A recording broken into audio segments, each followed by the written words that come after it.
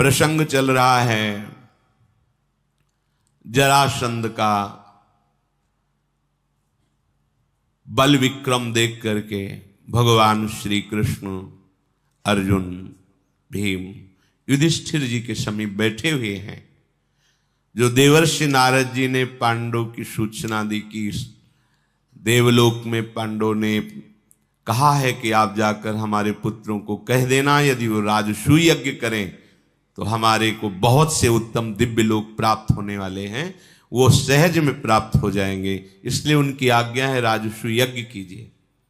तो वो विचार जब प्रारंभ हुआ तो ये हुआ कि और राजाओं को जीतना सहज है, पर जरासंध को जीतना बड़ा कठिन है, क्योंकि उसने 20,000 राजाओं को भगवान रुद्रदेव के ऊपर बलि चढ़ाने के लिए बंद कर रखा है। 20,000 राजा, और वो किसी अस्त्र शस्त्र से मारा नहीं जा सकता, बहुत बलवान है।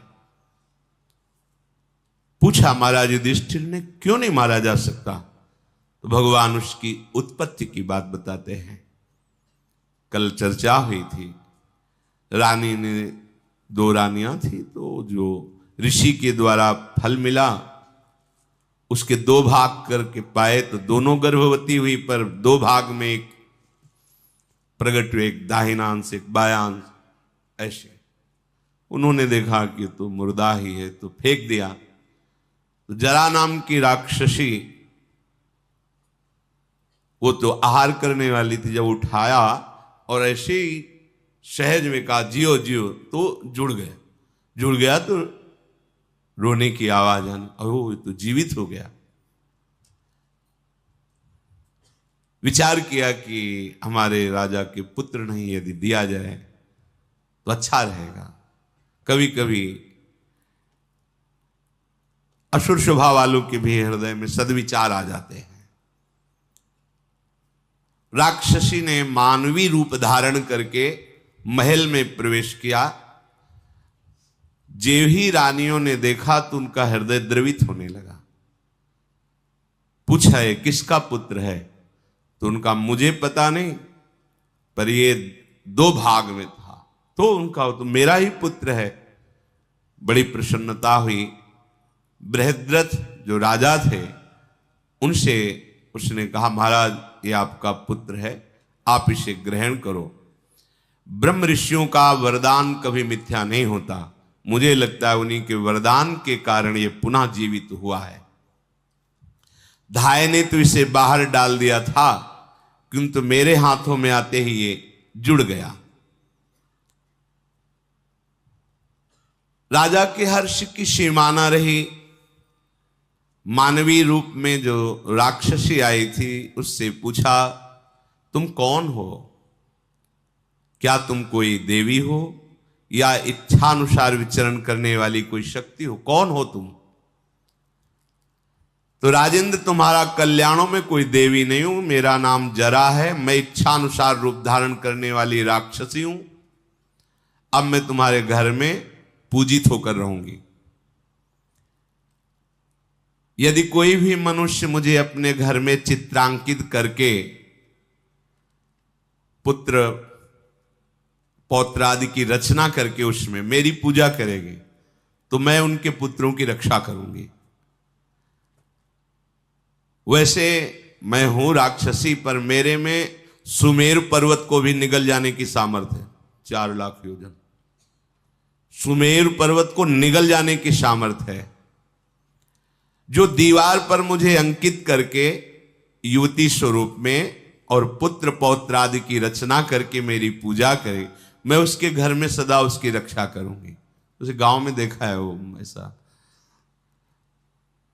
मैं उस पूजन के बदले में पूरे परिवार की रक्षा करूंगी। मैंने जोड़ा है तुम्हारे पुत्र को, इसलिए मेरे नाम से जुड़ा हुआ इसका नाम रखना। संधि माने जोड़ना, और जरा नाम की राक्षस तो जरासंध रखा गया।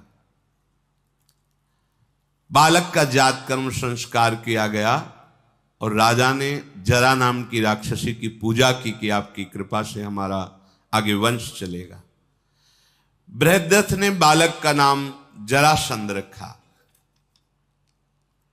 मगधराज का वो तेजस्वी बालक माता पिता को आनंद प्रदान करते हुए विशाल आकार वाला, बाहुबल से संपन्न प्रज्वलित अग्नि की तरह बढ़ने लगा, क्योंकि ऋषि के आशीर्वाद से प्रकट हुआ था। महातपस्वी चंड कौशिक मुनि पुनः मगध देश आए। राजा बृहदत्त को बड़ी प्रसन्नता हुई कि जिन्होंने पुत्र के लिए फल दिया था वही ऋषि पधारे। उनके चरणों में प्रणाम करके रानी, पुत्र और राज्य समर्पित किया। महाराज कि ऐसे स्वभाव को देखकर मुनि बहुत प्रसन्न हुए और कहा, अब तुम्हारा समय राज्य से संपन्न होने का आ गया। तुम पत्नी सहित निकलो, मैं तपस्या और मंत्र देकर तुम्हें कृतार्थ करता हूं। जाओ अपना जीवन वन में जाकर भजन करते हुए पूरा करो और राजकुमार जरासंध का अभिषेक राजगद्दी पर करो। कितना सुंदर नियम पहले था। बाल्यावस्था में ब्रह्मचर्य धारण करते हुए ऋषियों के आश्रमों में रहना, फिर यौवन अवस्था में गृहस्थी में प्रवेश करना, गृहस्थी के कार्य करके चौथी अवस्था में वनवास, फिर और भगवत चिंतन करते हुए जीवन मुक्त हो जाना। जैसे नदी का वेग किसी पर्वत को पीड़ा नहीं पहुंचा सकता, ऐसे कोई देवता, कोई अस्त्र शस्त्र तुम्हारे इस पुत्र जरासंध को चोट नहीं पहुंचा सकता, मार नहीं सकता। इसलिए तुम निश्चिंत होकर एकांत वनवास करो। महाराज बृहदत्त से इतना कह करके चंड कौशिक मुनि अंतर्ध्यान हो गए। बृहदत्त ने जरासंध का राज्याभिषेक कर दिया और अपनी दोनों पत्नियों को लेकर वनवास में जैसी प्रक्रिया से रहना बताया था वैसे ही जाके जीवन संपन्न करना चाहिए। सबको जीवन का परम लाभ यही। चलो उस कोटि का समय नहीं रहा है तो घर परिवार से तो अलग ही हो जाना चाहिए। किसी पावन तीर्थ आदि में भगवत धाम आदि का आश्रय लेकर वृद्धावस्था में भजन करते हुए शरीर छोड़ देना चाहिए। महाराज बृहदत्त और उनकी पत्नी तपस्या और मंत्र का जाप करते हुए शरीर को भस्म कर दिया और परम धाम को गए। जरासंध अपने पराक्रम से समस्त राजाओं पर विजय प्राप्त करना शुरू किया। ये कंस इतना बलवान था कि इससे प्रसन्न होकर जरासंध ने अपनी दो पुत्रियों का ब्याह किया था। भगवान ने कहा, कंस को तो हमने पहुंचा दिया है, अब तुम्हें चिंता नहीं करनी है। अब अवसर है जरासंध के नाश का, तभी तुम राजस्व यज्ञ कर सकते हो और मैं उसके पूरे विधान को जानने वाला हूं। भीम पूरे बल से युक्त हैं और अर्जुन अस्त्र शस्त्रों के ज्ञाता हैं, इसलिए बाहु युद्ध के द्वारा ललकार कर उसे परास्त किया जाए। जब हम तीनों एकांत में जाएंगे, जरासंध से मिलेंगे और उससे भिक्षा मांगेंगे द्वंद्व युद्ध की, तब वो इतना घमंडी है कि वो मान ही जाएगा और उसका मान जाना ही उसकी मृत्यु होगी। भगवान श्री कृष्ण ने ऐसा महाराज युधिष्ठिर से कहा। राजन, यदि आप हम पर विश्वास करते हैं और हमारे हृदय को जानते हैं कि सत्य है, तो भीमसेन और अर्जुन को मैं धरोहर के रूप में लेता हूं और वैसे ही वापस करूंगा आके, आप निश्चिंत हो जाइए। भगवान के ऐसा कहने पर वहां खड़े हुए भीमसेन अर्जुन का मुख प्रसन्नता से खिल उठा और महाराज युधिष्ठिर ने कहा, पुरुषोत्तम, आप अपनी कभी मर्यादा से च्युत नहीं होते। हे अच्युत, अब आप ऐसी बात न कहें कि भीम और अर्जुन धरोहर के रूप में, हम सब आपके सेवक हैं, हम सब आपकी आज्ञा में हैं, हम सबके आप ही रक्षक हैं। आपकी हम जब शरण में हैं तो धरोहर कैसी प्रभु। हे गोविंद, आप जैसा कहते हैं अक्षरशः वैसा ही आपकी आज्ञा का पालन होगा। जिसके पक्ष में आप होते हैं तो राज्य लक्ष्मी, श्री, वैभव, सुख ये कभी दूर नहीं होता है, और जो आपसे विमुख होते हैं उनको कभी ये मिल भी नहीं सकता, मिला हुआ भी नहीं मिलने के समान ही है। आपकी आज्ञा के अनुसार चलने का जो केवल सोच लेता है वो परम सुख को प्राप्त हो जाता है। महाराज युधिष्ठिर, भगवद आज्ञा में चलना परम सुख में निमग्न होना है। प्रभु अब मुझे बिल्कुल चिंता नहीं है, मैं मान गया कि जरासंध मारा गया क्योंकि आपने कह दिया। मैं राजस्व यज्ञ का नियम लूंगा। अब मेरा उत्साह बढ़ रहा है। नीति विधान के ज्ञाता, लोक विख्यात महामहिम श्री गोविंद, आपकी शरण लेने पर कौन सा कार्य सिद्ध नहीं हो सकता। सबके लिए उचित है कि वो आपका आश्रय लेकर के आपकी आज्ञा के अनुसार जीवन बिताएं। महाराज युधिष्ठिर कह रहे, कार्य की सिद्धि के लिए किसी और का आश्रय नहीं, आपका ही आश्रय लेना चाहिए। हे श्री कृष्ण, जो आपका अनुसरण करते हैं तो नीति, विजय, बल उसमें जागृत हो जाता है। नीति, विजय और बल उसके हृदय में जागृत हो जाता है, जो हे श्री कृष्ण आपकी आज्ञा का अनुसरण करते हैं। युधिष्ठिर के ऐसा कहने पर महातेजस्वी भगवान श्री कृष्ण अर्जुन भीमसेन जरासंध से युद्ध करने के लिए उसकी राजधानी की तरफ प्रस्थान किया और तेजस्वी स्नातक ब्राह्मण का रूप धारण किया। स्वस्ति वाचन हुआ, इंद्रप्रस्थ से मगध देश की तरफ प्रस्थान किया। एक ही कार्य के लिए उद्यत और युद्ध में कभी पराजित न होने वाले प्रभु श्री कृष्ण, अर्जुन और भीम ये चले। वो दोनों महात्मा महामहिम हैं, अर्जुन, भगवान श्री कृष्ण। ये महाप्रलय पर्यंत समस्त कार्यों के नियंता हैं। धर्म, अर्थ, काम, मोक्ष समस्त पुरुषार्थों के दाता हैं। यही ईश्वरों के भी ईश्वर हैं। गंगा और सोनभद्र नदी को पार करते हुए पूर्वाभिमुख होकर के आगे बढ़े। मगध देश की जो सीमा लगती थी उसमें प्रवेश किया। फिर बड़े बड़े वृक्षों से सुशोभित गोरख पर्वत पर पहुंच करके वहां ऊंचाई से मगध राज की राजधानी को देखा और भगवान श्री कृष्ण बोले, देखो कुंती नंदन, मगध देश कितना सुंदर और वैभव संपन्न है। देखो यहां कितनी सुंदर शोभा है। रोग और व्याधि यहां प्रवेश नहीं कर सकती। कोई भी महल ऐसा नहीं जो यहां रत्नों से ना बना हो। यहां अर्बुद नाम और शक्रवापी नाम के दो दिव्य नाग यहां राजधानी की रक्षा करते हैं जरासंध की। स्वस्तिक नाग और मणिनाग ये चारों तरफ घूमते रहते राजधानी के। यहां ऐसे नहीं कि सहज में कोई प्रवेश कर जाए। बड़ी सुरक्षित राजधानी है जरासंध की। चारों ओर से दुर्धर्ष वीरों के द्वारा सुरक्षित है। इसी से जरासंध बड़ा अभिमानी हो गया है। महातेजस्वी भगवान श्री कृष्ण, अर्जुन, भीमसेन मगध राजधानी में कैसे प्रवेश किया जाए विचार किया तो भगवान ने कहा, मुख्य द्वार से मित्र जाता है, शत्रु तो तोड़फोड़ मचा के जाता है, तभी अच्छा लगता है। चैत्यक नामक ऊंचे पर्वत पर उसके शिखर में सदैव पूजन बृहद्रथ परिवार जरासंध के जन करते रहते थे। मगध देश की प्रजा चैत्यक पर्वत की चोटी पर पूजन करके मानो ये पर्वत पूरे नगर की रक्षा करता है, ऐसा भाव करके। वहां एक ऋषभ नाम का राक्षस आया हुआ था, तो महाराज बृहद्रथ जरासंध के पिता ने उसे मार करके उसकी खाल के 3 नगाड़े बजाए थे और जब उनमें एक बार चोट कर दे तो महीने भर आवाज गूंजती थी। ऐसा वो बड़ा शुभ माना जाता था। भगवान ने भीम से कहा, पहले 3 नगाड़ों को फोड़ दो। फोड़ दिया गया और कहा, अपनी भुजाओं की टक्कर से इस चोटी को गिराओ जो उसके कुल देवता की तरह पूज रही है। भीमसेन ने अपनी भुजाओं की टक्कर से परकोटे पर आक्रमण करके उसे गिरा दिया।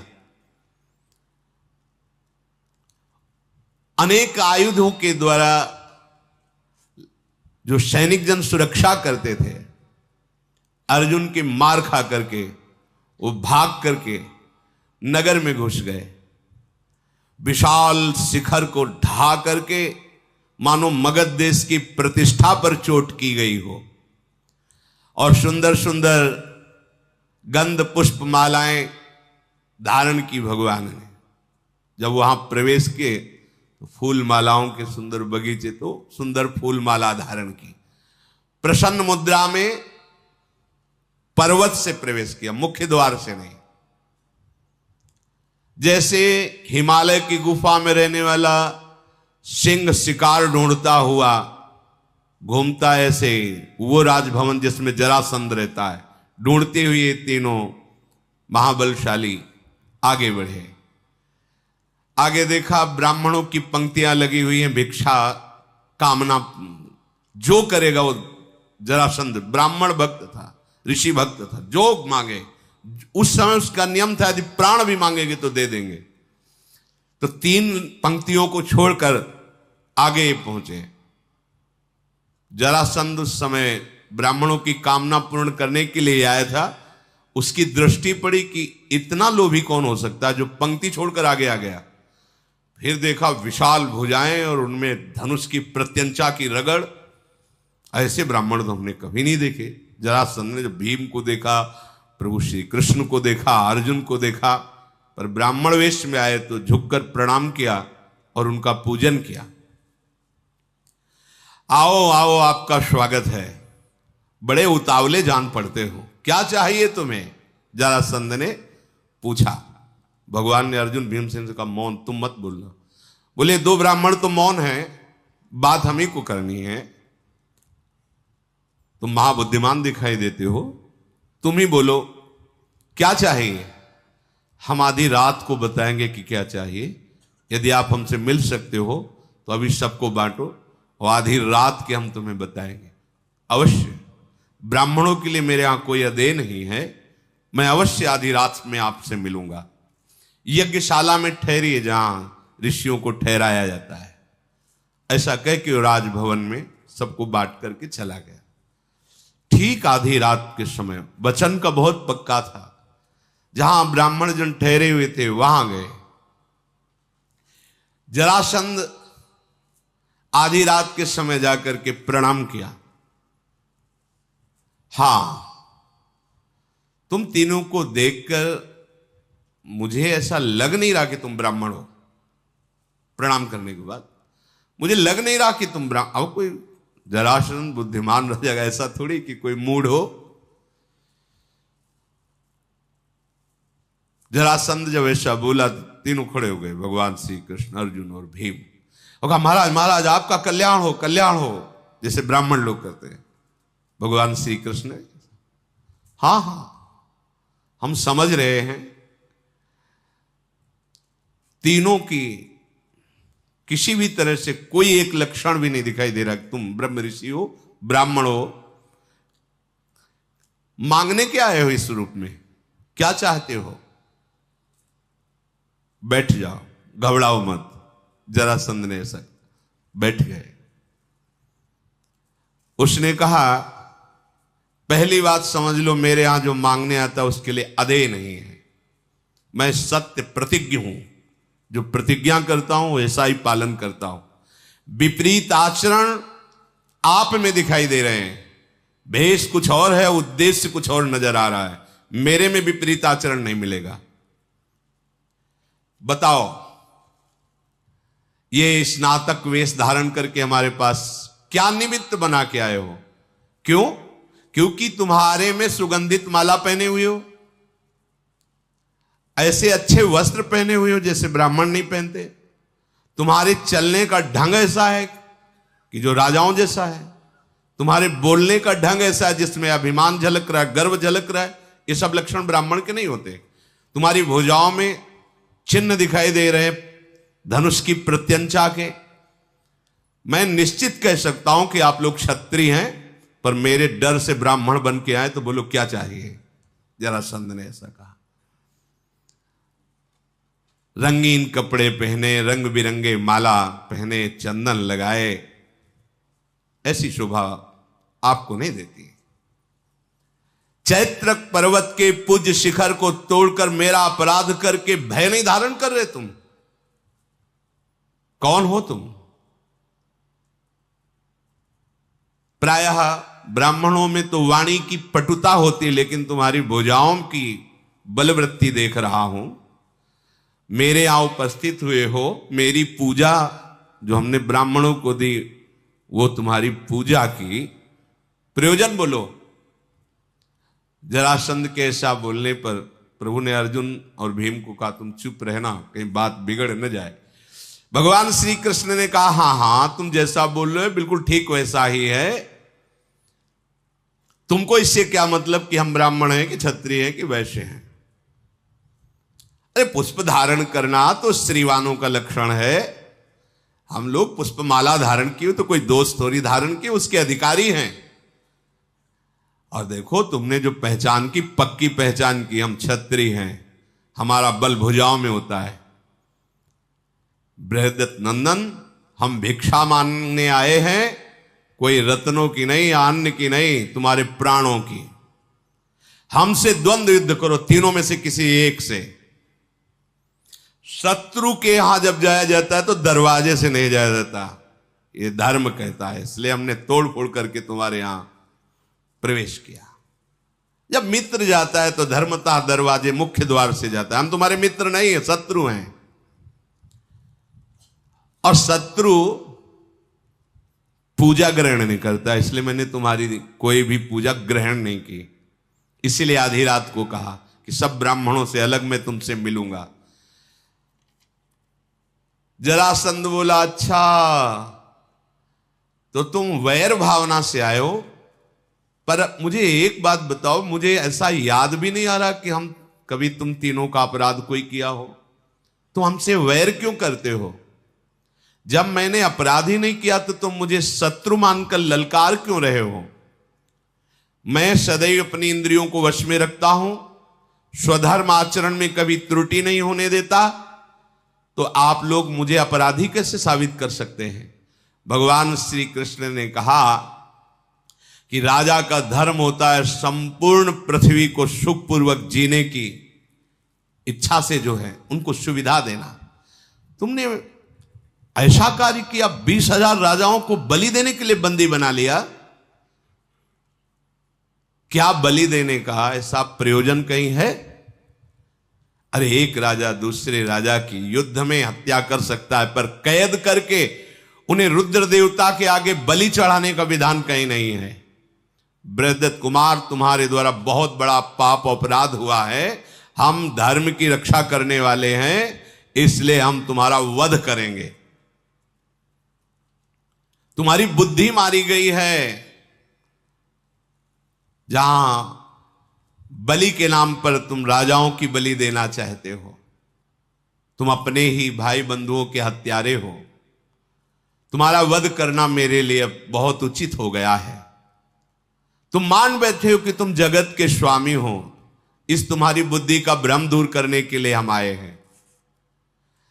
अब तुम हमें युद्ध की भिक्षा दो, द्वंद्व युद्ध की, और चाहो तो सेना के साथ लड़ सकते हो, जैसी तुम्हारी इच्छा हो। हम युद्ध इच्छा से तुम्हारे पास आए हैं। मैं कोई और नहीं हूं, तुम्हारा पुराना दुश्मन कृष्ण हूं। और ये भीमसेन है, ये अर्जुन। बहुत ठहाका मार के जरासंध सा, अच्छा 17 बार जिसको हमने युद्ध में बार बार जार करके 23 अक्षौणी सेना से ललकारा, वो तो वासुदेव है। तेरी तो बात ही नहीं, लड़ना तो तेरे से है ही नहीं। अर्जुन कोई वीर है हमारे सामने? हाँ, ये भीम है। यदि ये परलोक में स्वर्ग जाने का इच्छा रखता है तो ये हमसे युद्ध कर सकता है। दिया, तुमसे तो लड़ेंगे नहीं, तुम हमारे योग्य नहीं हो लड़ने के योग्य। भगवान बलराम जी ने कई बार इसको पकड़ करके, तो भगवान श्री कृष्ण रोक देते थे, नहीं नहीं नहीं, ब्रह्मा का वरदान है उसको, आप मत मारिए, आप मत मारिए, ब्रह्मा का वरदान झूठा हो जाएगा। तो बार बार छोड़ देते। और ये हमारा बहुत सहयोग कर रहा है, 30-30 अक्षौणी सेना ला रहा है, और वो ये समझ रहा था कि भयभीत होकर मुझे छोड़ देते हैं।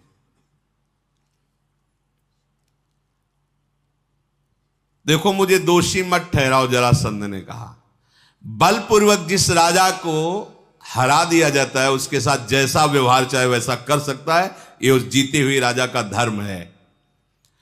तुम चाहो तो व्यूह रचना करके लड़ लो, और तुम चाहो तो अकेले अकेले लड़ लो, चाहो तो तीनों एक साथ लड़ लो, छूट है तुम्हारी।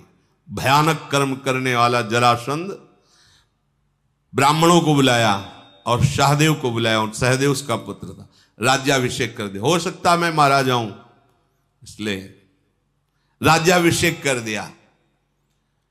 और मनुष्यों में सिंह समान पराक्रमी भगवान वसुदेव पुत्र वासुदेव, भीम और अर्जुन, तीनों को कहा कि जो चाहो अच्छे से अच्छा खान पान कर लो, जो सुविधा चाहो ले लो, और हमारा तुम्हारा युद्ध जो होगा वो विश्राम युक्त नहीं होगा।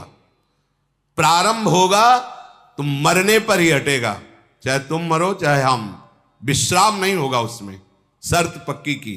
जरासंध को पता था कि मुझे कोई मार नहीं सकता। जरासंध और भीमसेन का द्वंद्व युद्ध तय हुआ। यशस्वी ब्राह्मणों ने स्वस्ति वाचन किया, युद्ध की घोषणा की। कमर कस के भीम ने भगवान की तरफ देखा, उनको स्वस्ति वाचन कराने की जरूरत नहीं थी। परम स्वस्ति वही है जहां श्री कृष्ण है, परम मंगल है। भगवान की तरफ देखकर चरणों में प्रणाम किया। भयानक पराक्रमी जरासंध भीमसेन से कहा, आओ, स्वर्ग के द्वार तुम्हारे लिए खुल चुके हैं, मैं अभी तुम्हें पहुंचाता हूं, बड़े वीर बनते हो। भीमसेन ने कहा, युद्ध की इच्छा रखने वाले बात नहीं बनाते हैं, युद्ध करते हैं। दोनों सिंह के समान पराक्रमी अपनी भुजाओं के आयुध से द्वंद्व युद्ध करने लगे। जरासंध ने पहले हाथ मिलाया और एक दूसरे के चरणों का अभिवादन किया, फिर ताल ठोक कर युद्ध प्रारंभ कर दिया। अब अंग से अंग भिड़ना, गुथना, एक दूसरे को पटकना, उनके थप्पड़ों की मार ऐसी लगती थी जैसे बिजली कड़क रही हो, एक दूसरे पर प्रहार। कार्तिक मास के प्रथम दिन से युद्ध प्रारंभ हुआ था। कार्तिकश्चितु मासस्य प्रवत्तम प्रथमे हनि अनाहारम दिवारात्रो मविश्रांतो मवर्तत। बिना कुछ खाए पिए, बिना विश्राम के रात दिन प्रथम कार्तिक शुरू हुआ और दिन रात अविराम गति से चलता रहा त्रयोदशी तक। ना खाना, न पीना, न विश्राम, बस उठाक पटकला एक दूसरे। भगवान ने देखा कि जरासंध शिथिल हो रहा है, इशारे से कहा कि भीमसेन, ये भयानक कर्म करने वाला तुम्हारा जो शत्रु है ये थका दिखाई दे रहा है, इसलिए तुम इसे अधिक पीड़ा मत पहुंचाना, अर्थात अधिक पीड़ा पहुंचाओ, क्योंकि थक चुका है। यदि तुमने अधिक पीड़ा पहुंचाई तो ये प्राण त्यागने योग्य स्थिति में पहुंच जाएगा, इसलिए तुम्हें चाहिए कि इसे अधिक पीड़ा नहीं पहुंचाना, समभाव से युद्ध करो, अर्थात अधिक पीड़ा पहुंचाओ, विषम भाव से करो। भगवान का इशारा कुछ और था। श्री कृष्ण के ऐसा कहने पर ही भीमसेन ने भगवान का स्मरण करके उठाया और उसको पटक दिया। बार बार गला घोंटा, बार बार मारने की चेष्टा की, पर जरासंध हारने का नाम ही नहीं, मरने का नाम नहीं।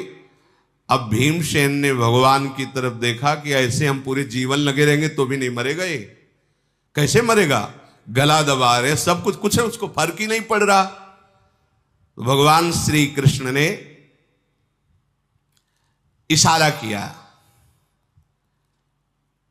कि ये दैवी शक्ति से आशीष प्राप्त किए हुए है, ये सीधा साधा नहीं है कि ऐसे मर जाएगा मनुष्यों की तरह।